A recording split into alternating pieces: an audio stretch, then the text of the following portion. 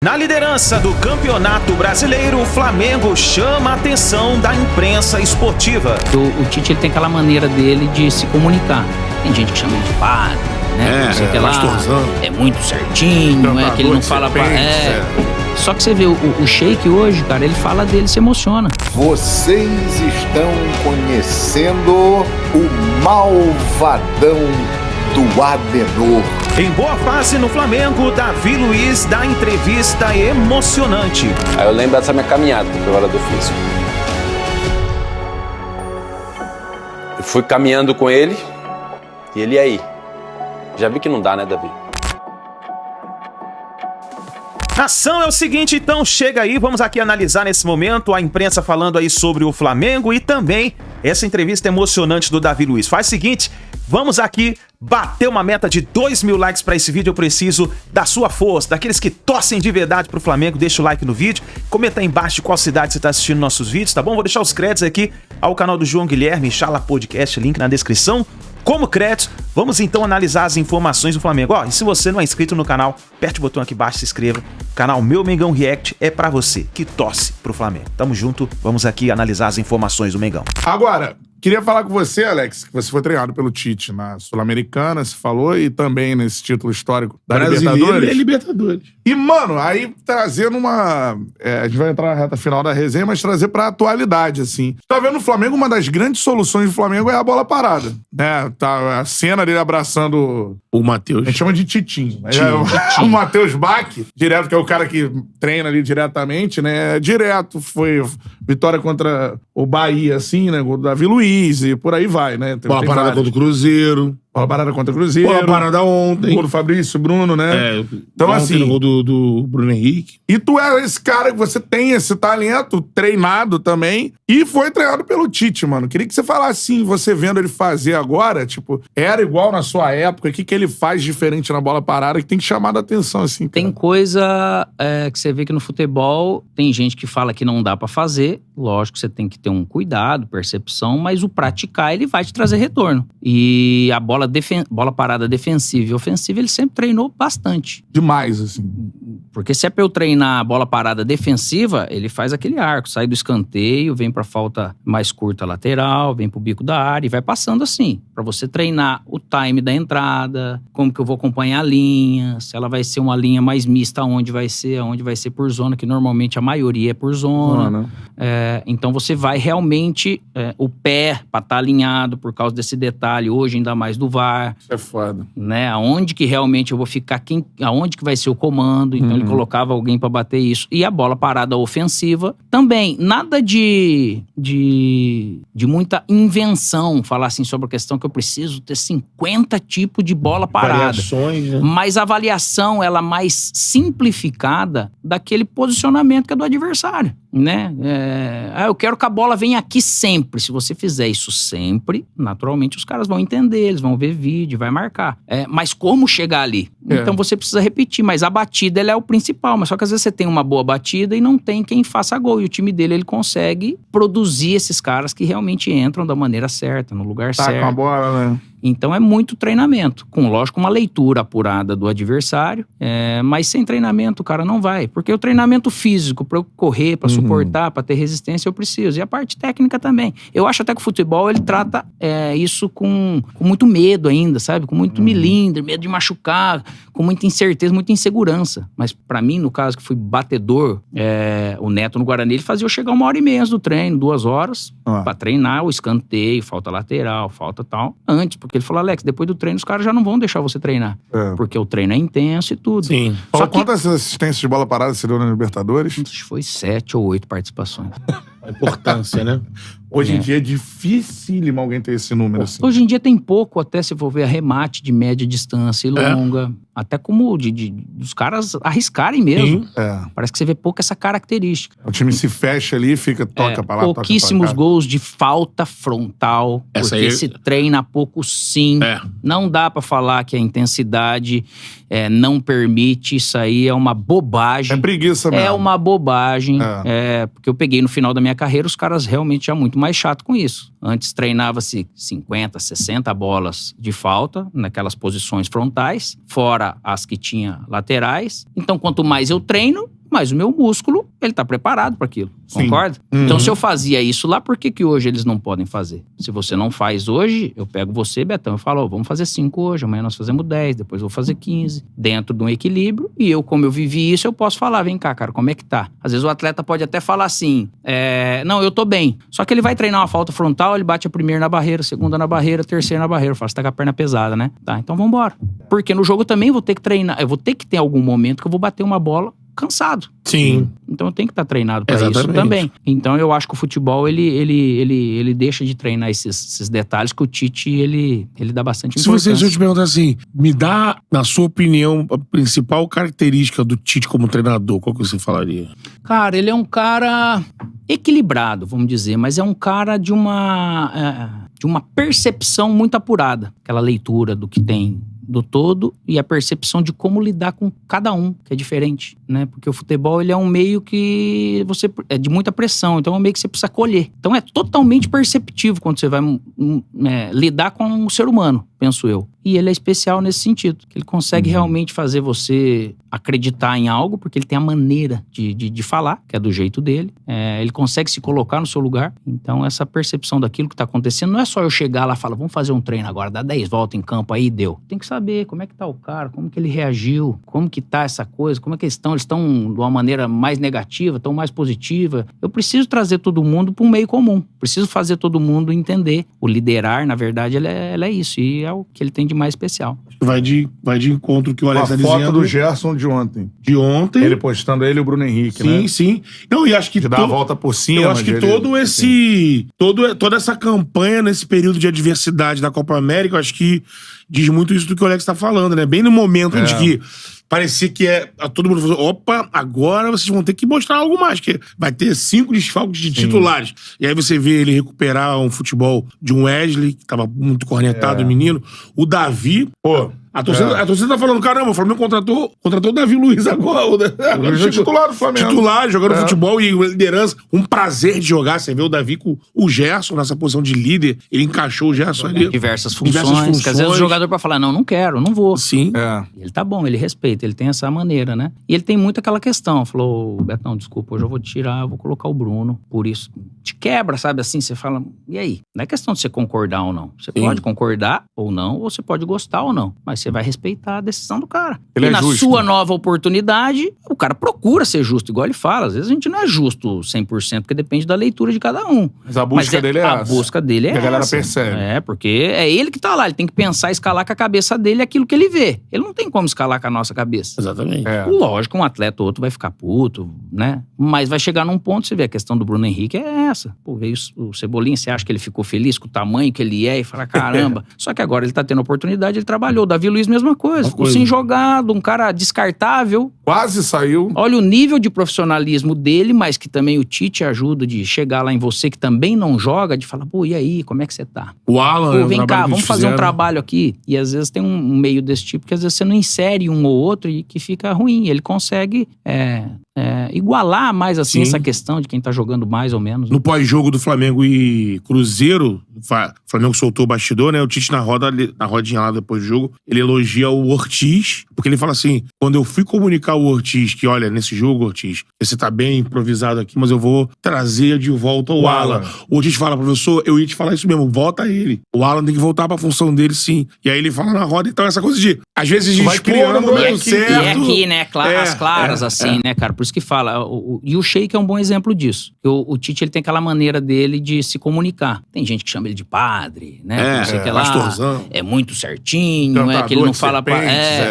Só que você vê, o Sheik hoje, cara, ele fala dele, se emociona. Porque você queira ou não, esse lado humano sempre acaba pegando o cara. O cara, às vezes, o ser humano que pensa que é mais malandrão, acha que ele quer fazer de durão, mas acaba pegando. Você acaba entendendo o recado. Do mais novo ao mais velho. Isso que no ambiente de trabalho. Você vê logo que ele chegou no Flamengo, ano passado, que tava aquele turbilhão.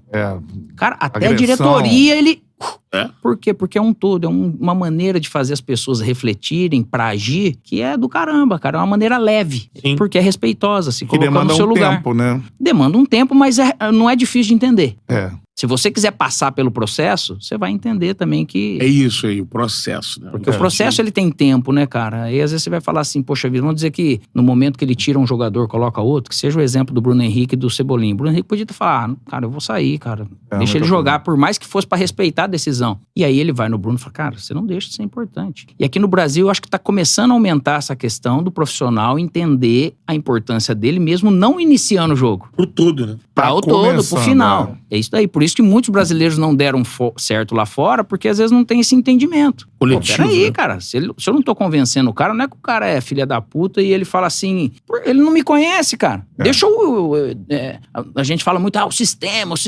Seja o sistema. Porque o jogador, meu filho, o jogador bom que produz, não tem quem não quer. Exatamente. Isso aí. Você se impõe, né? Você se impõe, você se faz impõe. o cara. O Diego, o Ribas até contou uma história sobre a questão dele com o VP. Sim. Às vezes não jogava e ele tava lá tomando atitude. Depois o VP manda uma mensagem, falou, caraca, seu profissionalismo eu não tinha visto assim ainda e você me fez sentir culpado de não ter utilizado mais. E é o caminho que o atleta tem que fazer, é esse. Você tem direito de ir lá sentar com o treinador, falar, cara, o que tá acontecendo? Não tô gostando disso, mas falar assim. E o treinador a mesma coisa. Não sempre mandar recado. O Tite, ele faz muito isso. O Abel, o Muricy, não tem desses treinadores que eu peguei. É dessa maneira, cara. Não tem pra onde fugir. E aí, o atleta, ele acaba não sofrendo muito, que o problema é a incerteza. O que tá acontecendo? Eu não sei. Ninguém me fala nada.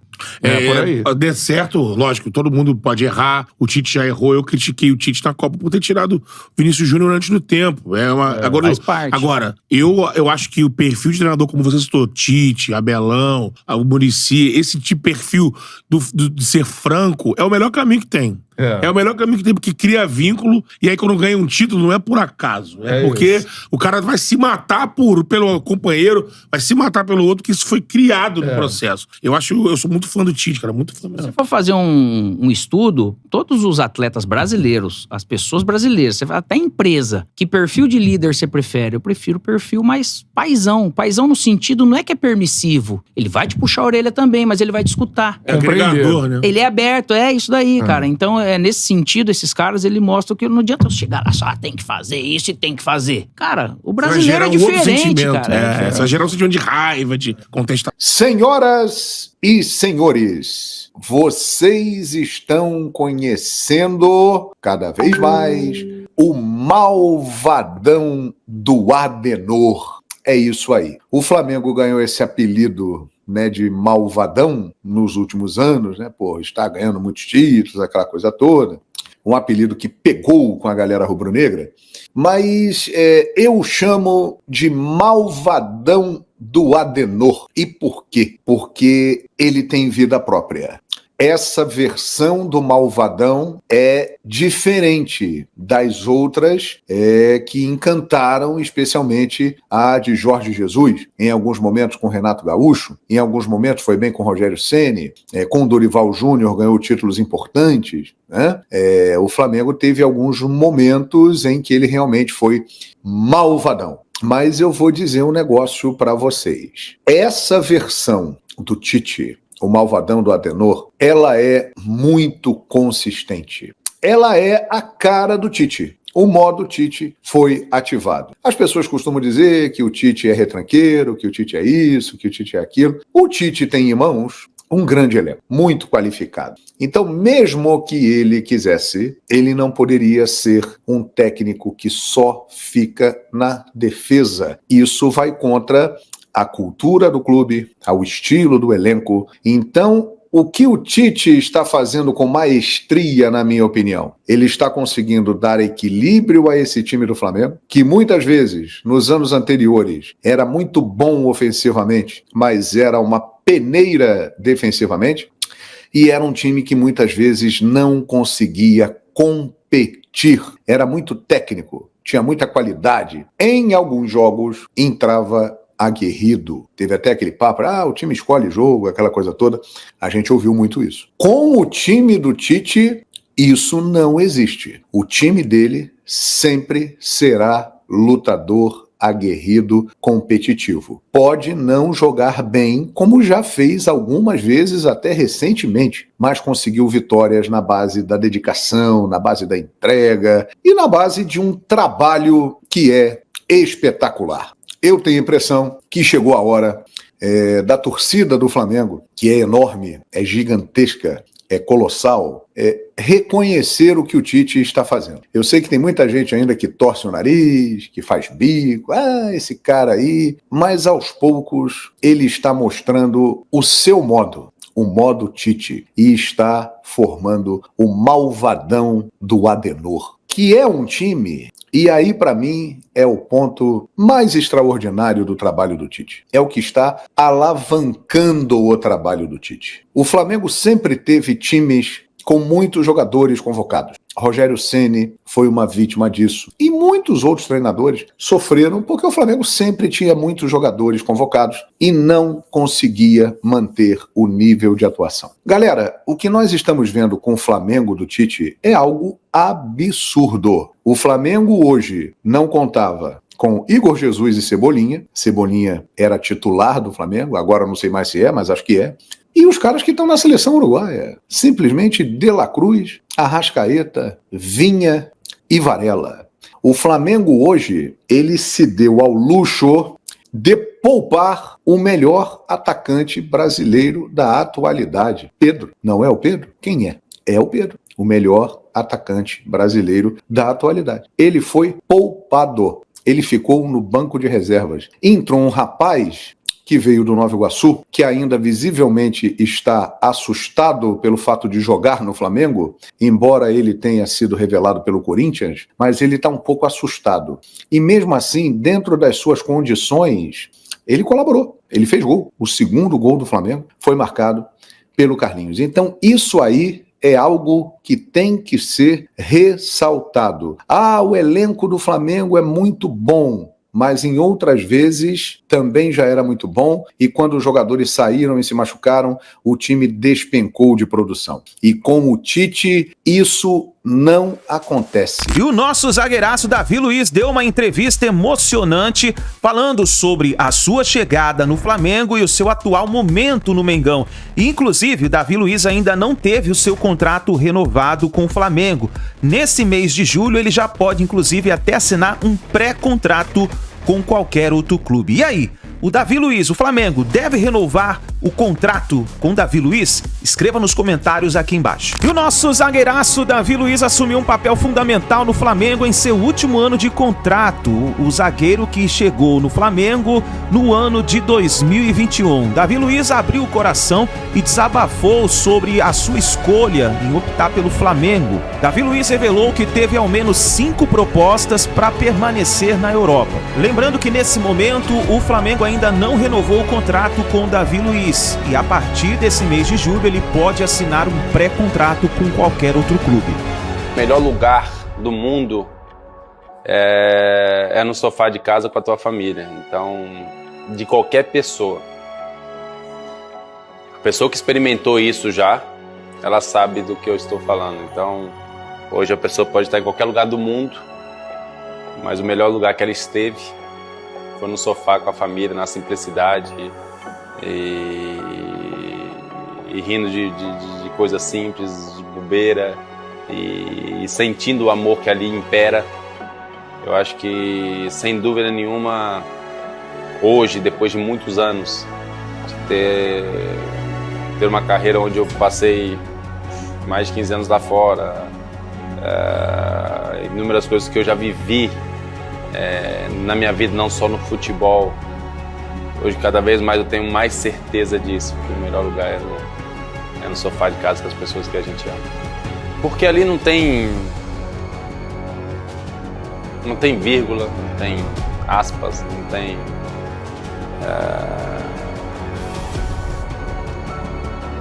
sombra.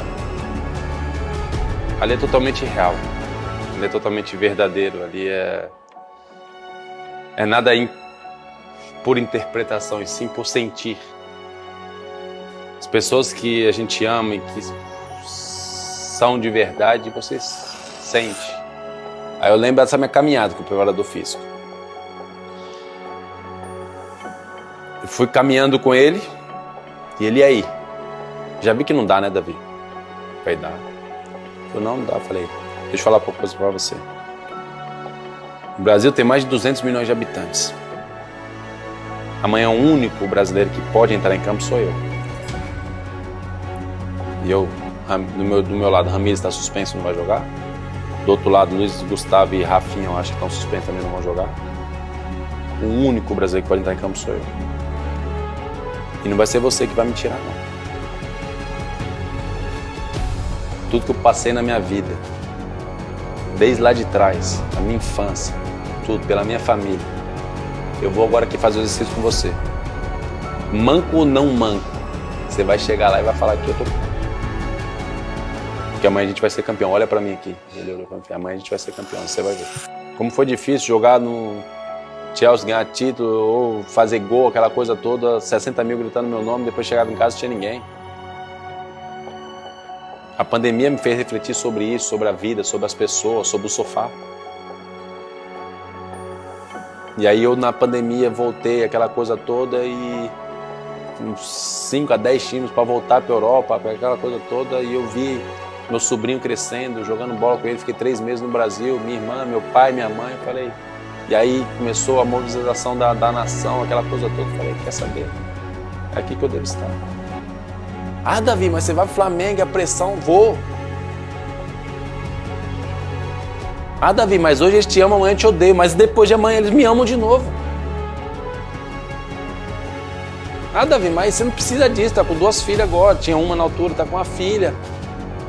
Não preciso, eu preciso disso para viver. Eu preciso ir contra o sistema. Eu não posso me acovardar e fugir daquilo que eu tenho uma oportunidade na minha vida. Que é de mostrar para as pessoas que é possível. Emocionante essa entrevista aí do Davi Luiz falando sobre a decisão de jogar no Flamengo e os momentos difíceis que ele passou na Europa, né? Mas agora, a pergunta é o seguinte, nação. O Flamengo deve renovar o contrato do Davi Luiz? Eu, na minha opinião, como flamenguista, eu concordo com a renovação de contrato com o Davi Luiz pelo menos por mais um ano. O Davi Luiz tem mostrado uma evolução, né, nessas últimas partidas, tá jogando muita bola e eu acho que ele merece sim mais um ano de contrato aí. Vamos ver o que o Flamengo vai optar, né? Eu sei que muitos jogadores aí já estão chegando nesse momento a seu fim de contrato no Flamengo.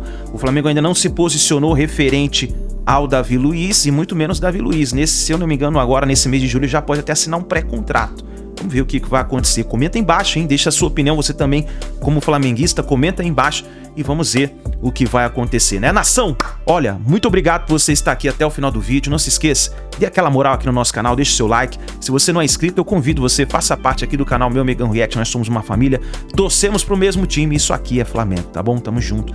A gente se vê no próximo vídeo.